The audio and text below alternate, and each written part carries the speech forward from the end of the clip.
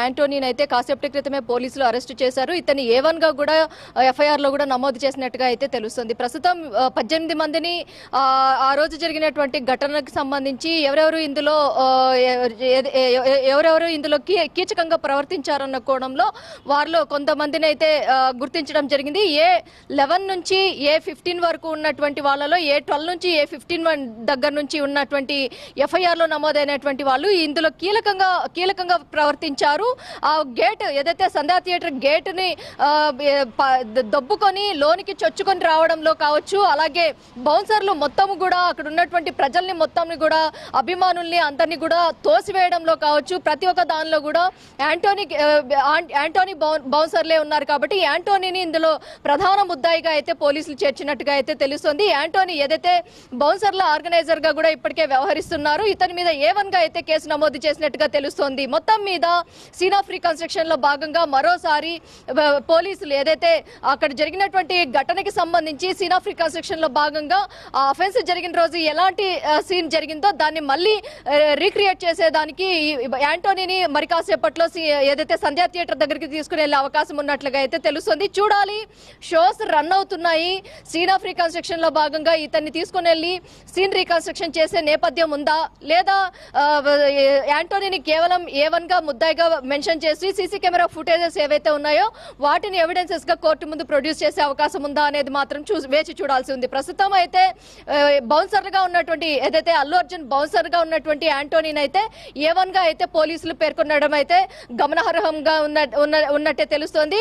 మైత్రి movies వారిని కూడా ఇందులో A18 గా కూడా నమోదు చేసినట్టుగా కూడా మనం తెలుసుకోవచ్చు. మొత్తం మీద 18 మంది ఈ తొక్కిసలాట ఘటనలో ప్రత్యక్షంగా ఉన్నట్టుగా కూడా పోలీసులు పేర్కొంటున్నారు. అలాగే సంధ్యా థియేటర్ తొక్కిసలాట ఘటనకి సంబంధించి పూర్తి స్థాయిలో అయితే అల్లు అర్జున్ ని కూడా 3.5 గంటల పాటు కూడా విచారించారు పోలీసులు.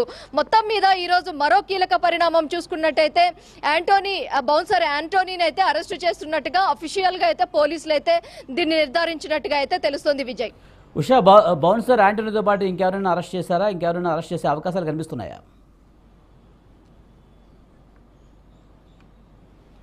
ప్రస్తుతం అయితే బౌన్సర్ ఆ రోజు చూసినట్టయితే ఈ బౌన్సర్ కీలక పాత్ర వహించాడు. అక్కడ ఉన్నటువంటి సిబ్బందిని కావచ్చు, అలాగే మేనేజ్మెంట్ థియేటర్ కి సంబంధించినటువంటి వ్యక్తులను కావచ్చు, అక్కడ ఉన్నటువంటి ప్రజలు అభిమానులు ఎవరైతే సినిమా చూడడానికి వచ్చినటువంటి అభిమానుల మీద కూడా విరుచుకు పడడం కావచ్చు, ఆ విజువల్స్ అన్నిటిని కూడా క్లియర్ గా అల్లు అర్జున్ ని కాసేపటి క్రితమే విచారించినటువంటి పోలీసులు అల్లు అర్జున్ కూడా విజువల్స్ కూడా చూపించడం జరిగింది. అల్లు అర్జున్ ని కూడా పూర్తి స్థాయిలో విచారించారు. కాబట్టి అల్లు అర్జున్ కూడా మరోసారి విచారణకు కూడా పిలిచినట్లయితే సహకరిస్తానన్న కోణంలో కూడా అతను కూడా చెప్పడం జరిగింది. ప్రస్తుతం అయితే బౌన్సర్ ని అరెస్టు చేయడం అనేది మాత్రం కీలక పరిణామంగా చూసుకోవచ్చు. ఇప్పటికే హైదరాబాద్ కమిషనర్ కూడా ఈ విషయంలో సీరియస్ గా ఉన్నారు. బౌన్సర్ వ్యవస్థ, బౌన్సర్లకి సంబంధించి బౌన్సర్ ఏ ఆకృత్యాలు చేసినా కూడా అది VIP మీదే ఖచ్చితంగా ఈ ఎఫెక్ట్ పడుతుంది అన్న కోణంలో కూడా వారి తాట తీస్తా అన్న కోణంలో కూడా హైదరాబాద్ సివి ఆనంద్ కూడా యాన్యువల్ ప్రెస్ మీట్ లో కూడా మీడియా ముఖంగా ప్రస్తావించడం కూడా మనం చూసుకోవచ్చు. మొత్తం మీద చూసుకున్నట్టయితే బౌన్సర్ల వల్లే ఈ పరిణామం మొత్తం కూడా చోటు చేసుకునింది. A12 నుంచి A15 వరకు ఉన్నటువంటి వ్యక్తులు ఎవరైతే ఉన్నారో వీరే దీనికి తొక్కిసలాటకి ప్రధాన కారకులుగా కూడా మొత్తం ఆ రిమాండ్ రిపోర్ట్ లో కూడా పొందుపరచడం కూడా మనం చూసుకోవచ్చు. Vijay, right, thank you Usha.